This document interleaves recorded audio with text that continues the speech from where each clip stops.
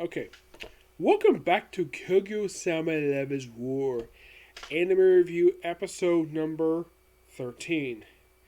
This one talking about the 30th episode of the series, which is called "The Student Council Wants to Move Forward." And Mokyo Secret wants to make her confess parts 2 and 3. Kind of interesting though they adapt part 1. Yeah, I thought this was kind of weird. They adapt chapters 111, 113, 114. The first segment of this episode is parent teacher conference over the futures. And the thing is, second year in high school. So they're sophomores. Not really. It's Japan. They probably are like juniors in high school. Basically, probably like the next year they're probably gonna graduate. Yeah. So first, you have Chika having me up with her father, and discussing apparently her dreams to become prime minister, and her teacher laughed. Nope, it's just fine.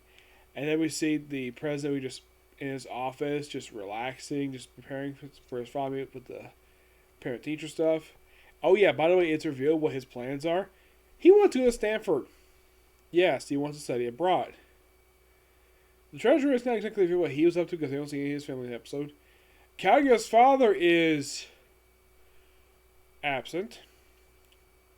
He has a daughter. He doesn't care about seeing her. Yeah, that's the thing with Kaguya's father in the series, is that he very rarely interacts with her because he just does not give a damn because of his wife passed away. Yeah, that's one thing I haven't brought up a long time for the series. Kaguya's mother is no longer alive. As what happened to her, it's not specifically explained. Basically, she's waiting for a father to show up, and show up like who's going to represent her. But Hagasa's mom shows up. Nato, that's her name. And Hai is like so happy to see her mom because it's been a long time.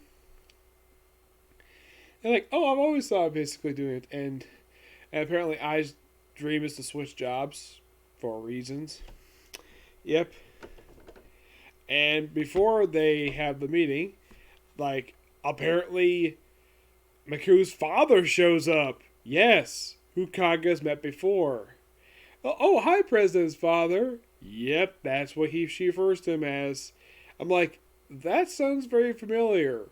Yes, it's very similar to happen in High School DxD when Issei kept referred to in the final season, though it didn't do it in the previous 3 seasons, but in the final season, kept referred to Rias as president, despite the fact he used to refer to by her real name.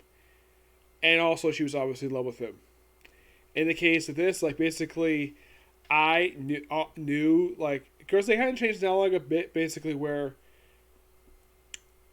I mentioned that this guy is the father of the boy that she likes. In the anime, she says he's the father of the boy she has a crush on. And of course, like, oh, I guess, and of course, the mom shows him. Of course, she steps in as the stand-in mom, as the stand-in. And of course, she's like, why don't you call me dad? He's like, no. And in the manga, he's his father-in-law. They're not married yet, so they can't exactly do that. And they don't exactly reveal exactly what her plans are, except that she just basically does what her parents tell her. Yeah, that's simple what her thing is. And for some reason, they don't adapt part 1 of this 3-part story. Yeah, I thought this is just weird. Like, you have something called part 2 and part 3, and yet there is a part 1 in chapter 112. For some reason, this episode skipped it. I don't know why. The whole point of the second part is simply, Magusa basically, I guess he's gonna say, she's like he's got to confess to Kaguya, right? He's gonna confess to her soon, and go on a date with her. He tried to ask her out to the festival. Turns out, of course, then she accepts, but he ends up going with Izuka for some reason. Yeah. Next, basically, is about singing advice and basically what the girls take a perspective of a man. Yes. First, we have Ina, who's the member representative from the student diplomacy committee, and then wonderful Chika shows up because she's probably by far the best character in the series, who's not the female lead. And then Kaguya shows up because apparently a little spare and cold stuff. And that's it. That's really the episode in a nutshell. Anything really interesting in this episode? Well, Kaguya seeing the president's father, I thought that was quite interesting, and him meeting Ai's mother, I thought that was so awesome. But that was literally the best part of the episode, and the whole thing of him confessing, that's a gag in the series. What did he confess? He does confess later on in the series, and they start a intimate relationship with each other.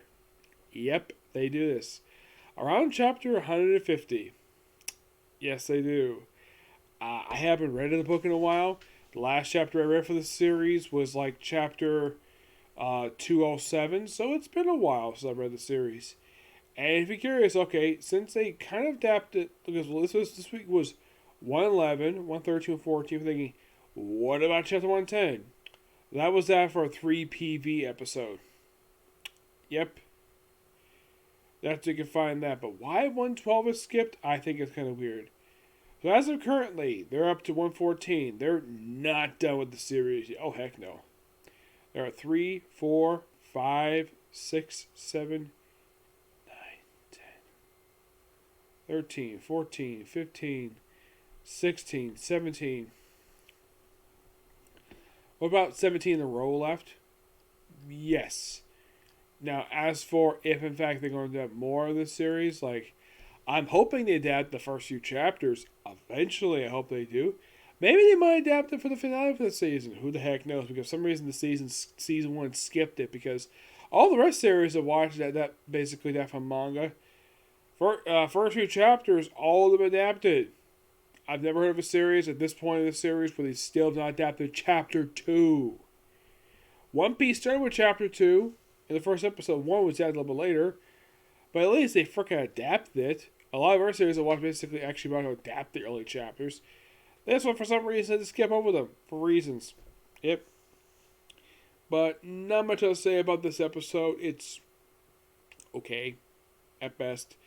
And you're probably asking Nick, if you don't like the series very much, why do you still watch it?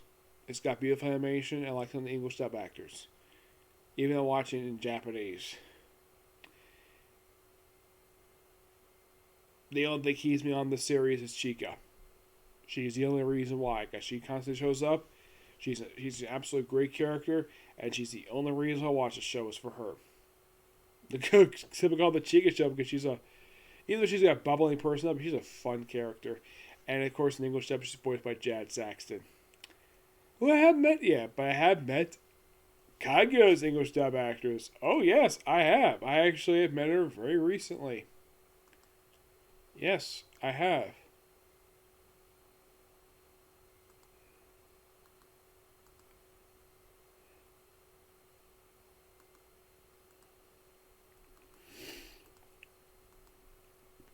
Like, well, in the case of the president himself, I have met his English dub actor. Oh, yeah, I have. I actually met him about 2 years ago. I met him. Yeah, also, it was, not him. It was actually, yeah, the main character is not voiced by Alice Nintendo. It's he voices Izagami, the treasurer. Mm-hmm. Yes. One I have met is, in fact, the star of the series, Kaguya, voiced by Alexis Tipton. For some reason, they changed the president. First is Aaron Desmark and Clifford Champton.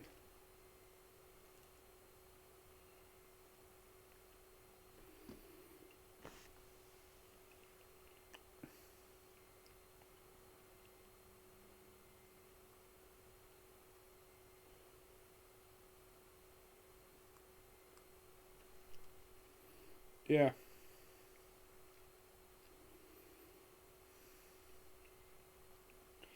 Yeah, it's kind of weird. I'm not really sure why that the male lead of the series has got 2 English dub actors. Yeah, if I get a chance to meet with Alexa Simpson again, maybe she might have the answer to that question. Yeah, but not much else to say about this. I'm moving on. Okay, so that's it for particular review. I might have one more review coming time, maybe a comic corner. Who knows? Okay, next video. Bye.